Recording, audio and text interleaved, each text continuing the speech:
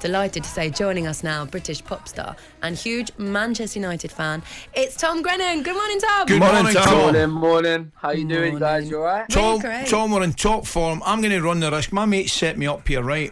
Is this a fun fact about Tom Grennan? Were you due to head to the USA on a soccer scholarship before you pursued your career in music?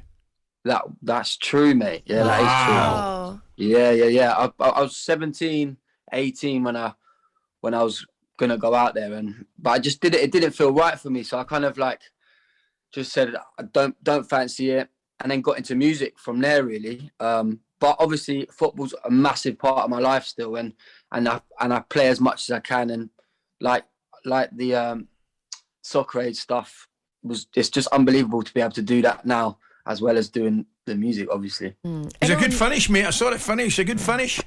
A decent finish, wasn't it? Aye, that wasn't bad, mate. People seem to be surprised when they see you play, Tom, every year that you manage to play in Soccer Aid. People always go, Tom's all right, actually. You pop up in a few transfer stories as well. I know. I got man of the match this year as well, so I was chuffed with it. Apart from, I've left with torn ligaments in my ankle. Patrice Evra went absolutely through me. So I've been doing festivals with a boot on.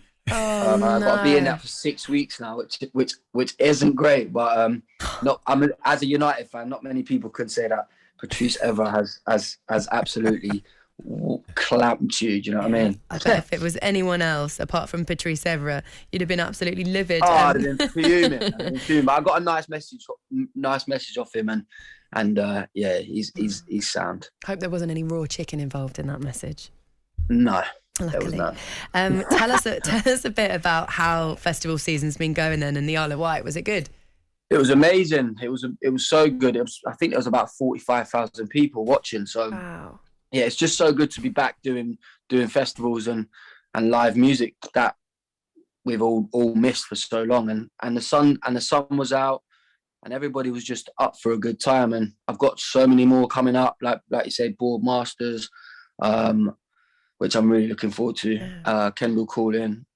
So yes, it's amazing. The one thing I would warn you about, mate, and I know you said in your comments there, everybody's enjoying the sun and having a good time. I did notice you're heading up to Transmit in Glasgow. I'm not sure we can promise you sun up there, mate. Listen, every time I've played Transmit, it's been absolutely boiling. So I'm hoping for the third time it'll be Redders up there. Factor 50 all day in Scotland. Tom, I know you just mentioned there as well, you're a big Manchester United fan. So far it's been a bit of a slow summer for you guys.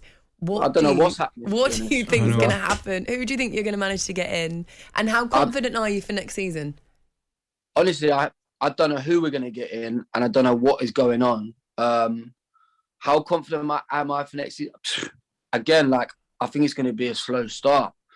I think there's a lot of work to be done, not just on the football pitch. I feel like I went up to Old Trafford last season, and the place just looks tired, and it's sad. Do you know what I mean? So hopefully we'll get some decent talent in, and we can hit the ground running. But at the moment, I'm keeping up to date with different things and the transfer window, but there's nothing going on. It's funny, Tom. What's happening? Where's the money being spent? Do you know what I mean? Absolutely. It's strange, mate, because with a couple of United supporters, one of the press boys from Manchester on yesterday, and it's a strange one because when you get a new manager, you can almost feel. I'm not talking about Manchester United. I'm talking about in general.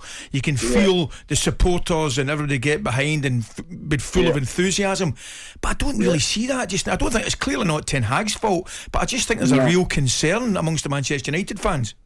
Massive concern. And to be honest with you, last season I went to watch Coventry City more, and it was more exciting there. Do you know what I mean? And there was more going on, and so mate. To be honest with you, obviously I love United, but it's a sad time, and it was one of those ones where I didn't even want to watch it in the end because I just knew what the result was going to be, and I knew what the outcome was going to be. So. Yeah, it's a tough time for sure. Definitely. I want to ask you a little bit about a disagreement, just going back to Soccer Aid, because a lot of people would have seen this if they watched Soccer Aid, and probably even if they didn't, because they would have seen it on social media. Chunks won a penalty. Mark Wright ended up taking it. Chunks wasn't very happy about it. You're putting me on the spot now. Sorry. What happened from your view? Did anything happen afterwards? No, nothing happened Make after it. I think Chunks was all right with it. Like, we know we needed the goal at the time, but I think if Chunks did take it, he'd have put it in the top corner anyway. Like, that guy's got unbelievable techers when it comes to free kicks and penalties. So, listen, they've both got football skills. So whoever would have taken it would have scored it. But Mark Wright obviously stepped up and took it.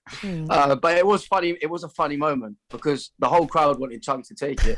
You know what I mean? That was a very political answer. I thought you did quite well there. Yeah, that's brilliant. I was going to ask you, mate. Obviously you can't play just now. You've got that boot on thanks to Patrice Evra. But see, generally when you're knocking about, do you play with your mates? Do you play 5-a-sides, 11-a-sides with your mates being at home?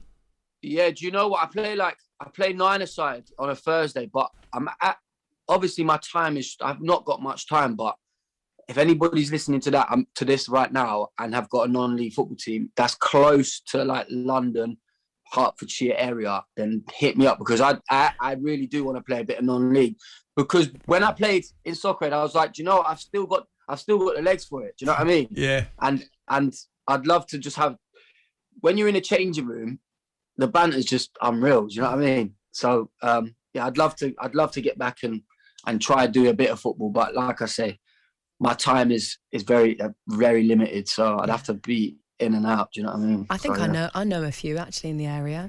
What, north, south, east, west London? North. Yeah, definitely. You know what? You could come and play with the talkSPORT boys as well. Darren Bent has a little kick around with our lot, our producers. Yeah, definitely. Darren thinks he's still good. Keeps pulling his hamstring. Put 10,000 on the home gate, man. What a signing that'd be. I know, it'd be great, wouldn't it? Mate, hit me up for sure. Jack Wilshere played in that team last week as well, Tom. You know what? I played a charity match with Jack Wilshere at Crystal Palace the other day, and oh my God! Like, obviously, like, everybody there isn't a professional footballer. Jack Wilshere, who played? Jack Wilshere, O'Hara, and a few others, but Wilshere is still unbelievable. The decks are crazy. Unreal. What was O'Hara like? He's mad. He loves to shout for sure. At the linesman. You know what? He would have been fresh back from Ibiza as well, so probably give him a maybe not at his fittest start. Yeah. He can ping a ball though. Can he still? Yeah, he can ping, and obviously he was a great player, but like he's a bit older now, isn't he? But he can still ping a ball. Well said, Tom. Oh, I love it. Right, what's the next one for you then? When are we going to see you in concert? Where are you going next? Do you know what I'm going? Where am I off to this? I'm actually going to south of France this weekend. Oh, man. I'm playing somebody's wedding. So I'm looking forward to it. It's Harry Maguire's wedding, which I'm actually buzzing about. Oh my God, are you serious? Yeah. Brilliant. Wow. Yeah. So I'm doing big Harry's wedding, and then I get back, and then I'm going to Silverstone. One of my mates is called Jamie. He's heading up all the music out there. So I'm heading to Silverstone, doing the MotoGP gig there, and then I'm obviously Kendall Calling, Board Masters. Unfortunately, not doing Glastonbury this year. They're still sleeping on me, so hopefully next year. Next year. That's ridiculous. They're not getting you there. No. Do you know what? I'd rather be in south of France with Harry Maguire right now. Yeah, that's true, actually. That would be an amazing wedding.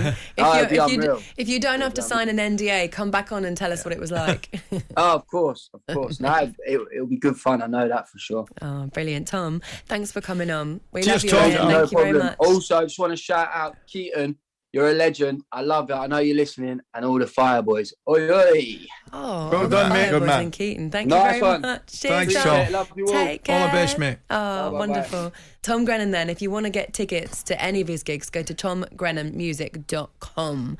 Wow, fancy that, playing at Harry Maguire's wedding. Brilliant. As well. As a Man U fan as well. Yeah, do you know what? I didn't even think of that. Good point.